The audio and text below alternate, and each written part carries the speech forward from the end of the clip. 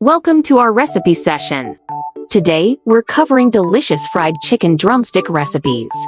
Let's devane! For starters, you have our classic recipe, which involves seasoning your chicken legs with paprika, onion powder, garlic powder, salt, and pepper.